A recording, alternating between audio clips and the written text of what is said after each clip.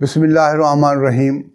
محترم ناظرین، جیسا کہ آپ کو علم ہے کہ ہم نے تصوف کا ایک ایسا سلسلہ شروع کیا ہے جس میں ہم بزرگان دین کی زندگی پر روشنی ڈالتے ہیں، ان کی روحانیت، ان کی کرامات کے بارے میں لوگوں کو آگاہ کرتے ہیں، اور ہم اس گرد کو دور کرنا چاہتے ہیں، اس گرد و غبار کو جو ان کی زندگیوں پر بھی پڑی ہوئی ہے اور ان کے خیالات پر بھی پڑی ہوئی ہے، اور تصوف پر ایک خاص نوعیت سے جو ایک ذہن بنے ہوئے ہیں کہ یہ تصوف تو شاید اسلام سے ہٹ کر کوئی ایسی چیز ہے جس پر ہمارے لیے عمل کرنا ممکن نہیں ہے۔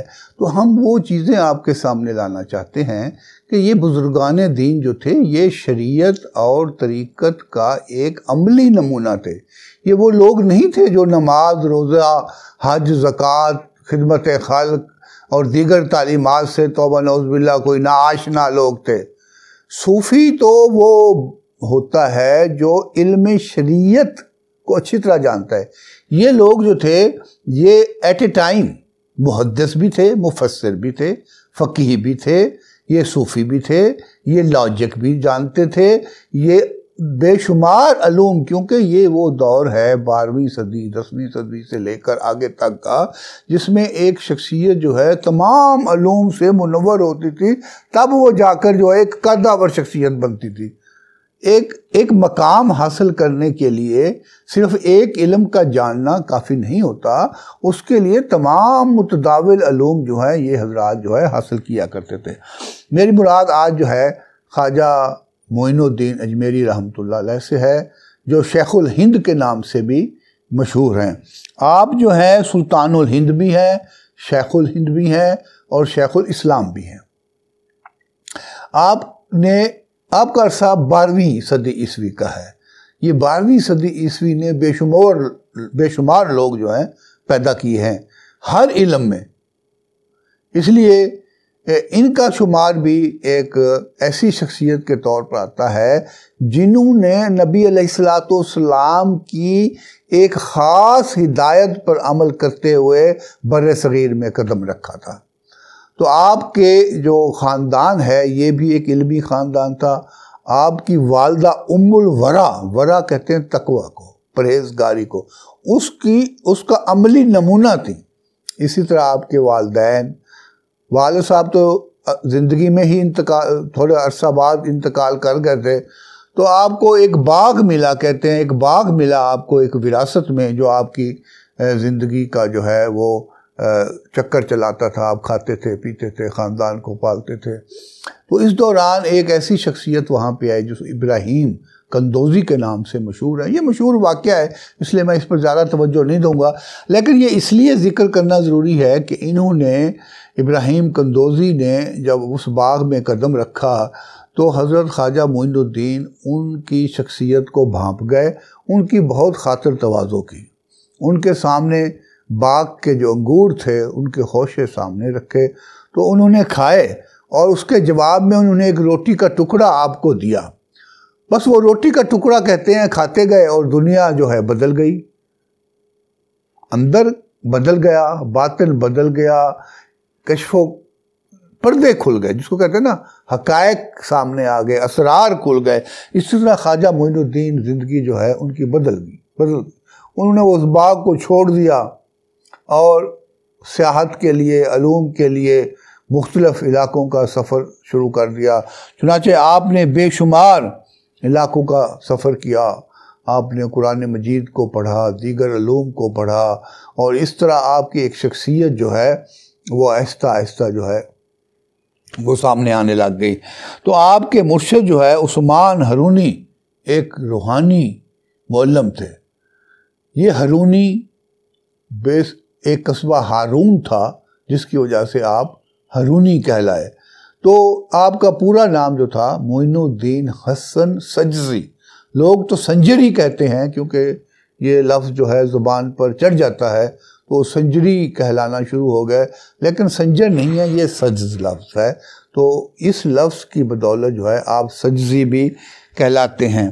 تو آپ جب اپنے مرشد کے پاس پہنچے تو ان سے کہا کہ ہمیں وہ جو ہے خرقہ خلافت دیا جائے یا بیعت کا انہوں نے ارادہ کیا، تو جب بیعت کے لیے ان کے پاس آئے تو آپ نے ان کو کہا کہ پہلے آپ وضو کریں، وضو کے بعد ان کو کہا کہ آپ 2 رکعت نوافل ادا کریں، نوافل ادا کیے، پھر کہا کہ آپ درود شریف پڑھیں، درود شریف پڑھا گیا، پھر سبحان اللہ کی تسبیح کرائی گئی اور انہیں اپنے حلقہ عقیدت میں جو ہے وہ شامل کیا گیا۔ تو آپ نے ان علوم کی بدولت جو ہے اپنا ایک سفر جو ہے جاری رکھا۔ تو جب آپ حج کے لیے تشریف لے گئے، ایک دفعہ تو اپنے مرشد کریم کے ساتھ آپ نے حج کیا، دوسری دفعہ پھر آپ کے اندر جذبہ پیدا ہوا حج کرنے کا۔ تو یہ محمد صلی اللہ علیہ وسلم، اپنے نبی حضور اکرم صلی اللہ علیہ وسلم کی زیارت کا بھی ان کے اندر ایک جذبہ تھا اور حج کرنے کا بھی۔ چنانچہ آپ مکہ گئے، مکہ سے آپ پھر مدینہ تشریف لے گئے۔ تو جہاں پر جب آپ مدینہ تشریف لے گئے تو نبی علیہ السلام کی زیارت آپ کو نصیب ہوئی اور آپ کے اندر یہ جذبہ پیدا کیا گیا، آپ کو بلکہ کہا گیا کہ آپ ہندوستان تشریف لے جائیں۔ ہندوستان جیسا کہ ناظرین آپ جانتے ہیں ایک ایسا علاقہ ہے جس میں حضور صلی اللہ علیہ وسلم نے اپنی زندگی میں ہی کہا تھا کہ مجھے اس علاقے سے اسلام کی خوشبو آتی ہے۔ چنانچہ یہ علاقہ اس سے پہلے بھی اسلام سے کسی نہ کسی حد تک متعارف تھا۔ لاہور میں حضرت داتا گنج بخش کی شخصیت پہلے سے موجود تھی۔ آپ کی کتاب کشف المحجوب، جو پردے کشف کیے تھے انہوں نے لوگوں کے اندر عیاں کیے ہوئے تھے اور وہ دین کی خدمت کر رہے تھے، وہ اس دنیا سے تشریف لے جا چکے تھے۔ چنانچہ جب آپ کو حکم ہوا تو آپ سب سے پہلے لاہور تشریف لائے۔ لاہور میں حضرت داتا گنج بخش کے مزار پر آپ نے 40 دن چلہ کاٹا، بیٹھ کر عبادت کی، ریاضت کی اللہ تبارک و تعالیٰ کی۔ تو وہ آپ حضرت داتا گنج بخش کی شخصیت کے اتنے قائل تھے کہ آپ کا وہ شعر جو ہے وہ ساری دنیا جانتی ہے کہ جو آپ نے داتا کے حوالے سے کہا کہ گنج بخش فیض عالم مظہر نور خدا ناکسارا پیر کامل کاملاں را رہنما، یہ وہ شخصیت تھی۔ تو یہاں آپ نے ایک عرصہ گزارا۔ اس کے بعد روایات مختلف ہیں، 2 روایات ہمارے سامنے ہیں۔ ایک روایت تو یہ ہے کہ آپ پھر ملتان آ گئے، وہ ملتان جہاں آج ہم بیٹھے ہیں۔ یہاں پر ان دنوں کرامتہ کا زور تھا، یہ بھی آپ کو خواب میں بتایا گیا کہ کس طرح کرامتہ جو ملاحدہ کہلاتے تھے، یعنی ملحد تھے، خدا کو نہیں مانتے تھے، تو آپ وہاں جائیں، وہاں وہ علوم بھی سیکھیں، سنسکرت علوم کو سیکھیں، وہاں کے کلچر کو دیکھیں، وہاں کی تہذیب کو دیکھیں اور ان خیالات کی ریفوٹیشن کریں، ان کا رد کریں۔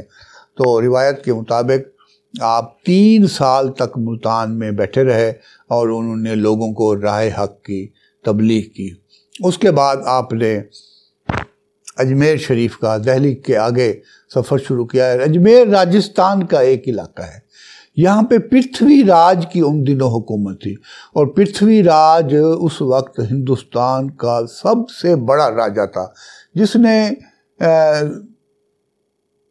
لوگوں کی زندگی کہہ لیں کہ اجیرن کی ہوئی تھی اور اپنے ظلم کی بدولت بہت بڑا ایک نام تھا۔ تو یہ بھی ایک روایت میں آتا ہے کہ پرتھوی راج کی والدہ کو کشف ہوا کہ یہاں پر ایک ایسی شخصیت آنے والی ہے جو دنیا کو منور کرے گی علم سے۔ تو انہوں نے اپنے بیٹے پرتھوی کو یہ واضح کر دیا کہ دیکھیں وہ جو شخصیت آئے گی اس پر آپ نے ہاتھ نہیں اٹھانا، اس پر آپ نے کوئی ظلم نہیں کرنا، ورنہ آپ کی تخت تاج جو ہے وہ سمٹ جائیں گے۔ تو پرتھوی ڈر گیا، اپنی ماں کا اس نے کہنا مانا۔ تو ان دنوں پھر ادھر سے حضرت خواجہ معین الدین چشتی اجمیری رحمۃ اللہ علیہ وہاں پہ پہنچ چکے تھے۔ آپ کے ساتھ کہتے ہیں کہ ایک 40 لوگوں کی، 40 بزرگان دین کی ایک جماعت بھی تھی۔ آپ نے وہاں پہ اپنا ٹھکانہ لگایا، اپنا ڈیرا لگایا، اور وہاں پہ آپ نے تعلیم و تربیت اور تبلیغ ایک ایسے انداز سے شروع کی جو انداز منفرد تھا۔ محترم ناظرین، آپ سب جانتے ہیں کہ بر صغیر میں ہندو مذہب جو تھا وہ نمایاں تھا، اور ہندو مذہب میں ذات پات کی تفریق ایک بہت بڑا عنصر تھی اور ہے، یعنی ایسی ذاتیں جو ایک دوسرے سے بیٹھنا تو کیا کھانا کھانا تک جو ہے وہ مناسب نہیں سمجھتے تو، لیکن خواجہ معین الدین چشتی نے اپنے ہاں ایک لنگر کا انتظام کیا جو دن رات کھانا وہاں چلتا تھا، تو اس میں آپ ہندوؤں کے تمام طبقات کو مساوی طور پر ٹریٹ کرتے تھے، کسی کو اعلیٰ ذات کسی کو کم ذات کا آپ شمار نہیں کرتے تھے۔ تو اس طرح لوگ جو ہیں جوک در جوک جو ہے وہ آپ کے پاس آنا شروع ہو گئے۔ تو آپ کی جو محبت اور آپ کا جو سلسلہ حضرت علی رضی اللہ تعالیٰ عنہ سے تھا وہ بھی پوری دنیا جانتی ہے کہ آپ کا جو سلسلہ تصوف ہے، جو سلسلہ چشت ہے، اس کی جو انتہا ہے وہ حضرت علی رضی اللہ تعالیٰ عنہ تک پہنچتی ہے کہ وہاں سے یہ فیض جو ہے حاصل کرتے ہیں۔ اور یہ تو یقیناً ایک بات ہے کہ حضرت علی رضی اللہ تعالیٰ عنہ تک بھی فیض جو ہے وہ حضور صلی اللہ علیہ وسلم تک آیا تھا۔ تو بہرحال ان کے ہاں تصوف میں جو 4 سلسلے ہیں، ان میں سے 3 سلسلے تو اپنا جو نعتِ حضرت علی سے مانتے ہیں اور ایک حضرت ابوبکر صدیق رضی اللہ تعالیٰ عنہ سے جو نقش بندی کہلاتے ہیں۔ تو اس طرح آپ نے تبلیغ کی، آپ نے لوگوں تک علم پھیلایا، دین پھیلایا، قرآن پاک کی تعلیم دی، مساوات کا سبق دیا، اس طرح لوگ جوک در جوک جو ہے نا آپ کے پاس آنا شروع ہو گئے۔ لیکن اس دوران پھر آپ کو معلوم ہوا، ذہن میں آیا کہ یہ تبلیغ کا سلسلہ جو ہے یہ بہت ایک کم پیمانے پر ہے، لیکن اسلام کو ایک تیزی کے ساتھ جو ہے وہ پھیلنا چاہیے۔ تو انہی دنوں میں شہاب الدین غوری جو کہ افغانستان سے تعلق رکھتے تھے، جو پہلے ایک دفعہ ہندوستان میں آ کر شکست کھا چکے تھے، اور کہتے ہیں کہ جب وہ واپس گئے تو انہوں نے وہ اپنے کپڑے جو ہے قسم کھائی کہ میں ان کو چینج نہیں کروں گا جب تک میں اپنا بدلہ دوبارہ نہ لے لوں۔ تو روایات میں آتا ہے کہ ان کے دل میں بھی ایک خواب اور خیال آیا کہ یہ ایک بہترین وقت ہے، بلکہ خواجہ معین الدین چشتی رحمۃ اللہ خود ان کے خواب میں گئے اور انہیں بتایا کہ یہ ایک وقت ہے، آپ آئیں اور اس بر صغیر پر پرتھوی راج کے ساتھ آپ ایک لڑائی لڑیں اور ان کو شکست دیں، اور تاکہ اسلام کو ایک حکومتی سطح پر، ایک ریاستی سطح پر بھی جو ہے ایک مقام حاصل ہو جائے۔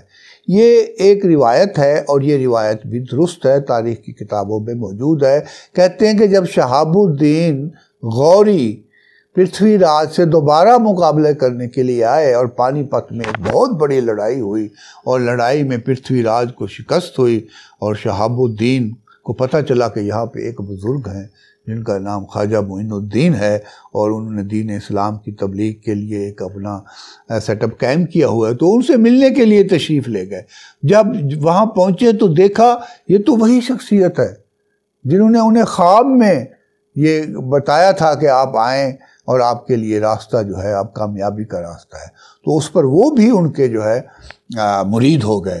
تو یہ وہ دور تھا جب بے شمار بادشاہ وقت جو ہے، یہ بلبن تھا یا اس سے پہلے غزنوی تھا یا دیگر لوگ جو تھے، یہ جو بادشاہ تھے، یہ ان کا تعلق التمش تھا، ان کا تعلق بزرگان دین سے بہت حد تک ہوتا، بلکہ التمش کے بارے میں تو یہ بھی ہے کہ وہ خود بھی ایک بزرگ تھے۔ تو اس طریقے سے یہ خواجہ اجمیری نے اپنی وہ جو روحانیت کی، اپنے تصوف کی جو ہے، اپنے صوفی ازم کی اور اپنے بلکہ اسلام کی جو ہے وہ ایک بنیاد رکھی اور اسلام پھیلنا شروع کیا۔ اس کے بعد پھر آپ کے خلفاء جو ہیں وہ قطب الدین ہو گئے اور خواجہ فخر الدین ہو گئے، پھر آگے یہ پاک پتر والے بابا فرید ہو گئے، پھر بابا فرید کے آگے جو ہے نور محمد مہاروی ہو گئے، شاہ سلیمان تونسوی ہو گئے، یہ سلسلہ پھر آگے چلتا ہے۔ تو یہ جو ایک داتا گنج بخش لاہور سے سلسلہ شروع ہوا، پھر وہ خواجہ معین الدین چشتی اجمیر تک پہنچا، اور اس سے آگے پھر دہلی میں آیا، نظام الدین اولیاء آئے، اور دیگر جو ہے پھر یہ پورا جنوبی پنجاب تک یہ سلسلہ جو ہے چلتا رہا ہے اور چل رہا ہے۔ تو اس کے بارے میں انشاءاللہ ہم آپ کو گاہے بگاہے بتاتے رہیں گے کہ یہ وہ سلسلہ تھا جنہوں نے یہاں پہ لوگوں کی پیاس کو، علمی پیاس کو، روحانی پیاس کو بجھایا اور ان تک علم پھیلایا، یہ اپنی جگہ ایک کنٹروورسی بعد میں پیدا ہو گئی جی، یہ بادشاہوں کی بدولت یا علماء کی بدولت دین پھیلا یا صوفیاء کی بدولت دین پھیلا. یہ دین کسی کی میراث نہیں ہے. میں آپ کو بتا دوں یہ تمام لوگوں نے اپنا اپنا حصہ ادا کیا. دنیا میں جو لوگ آئے ہیں انہوں نے جتنا حصہ ادا کیا ہے وہ تاریخ کی کتابوں میں ساری چیزیں موجود ہیں. بہرحال بزرگان دین کا ایک اپنا نام ہے، ان کی اپنی خدمات ہیں، ان کا ایک جو سلسلہ ہے وہ قائم و دائم ہے. تو انہوں نے لوگوں کو اپنی طرف بلایا اور ایک محبت کا، ایک خدمت خلق کا جو ایک اسلامی ہماری جو ایک میراث ہے اس کو پیدا کیا. تو بہت سی اور بھی باتیں ہیں انشاءاللہ ہم وقتاً فوقتاً آپ کے ساتھ کرتے رہیں گے. میں انہی الفاظ کے ساتھ آپ سے اب اجازت چاہوں گا. وما علینا الا البلاغ.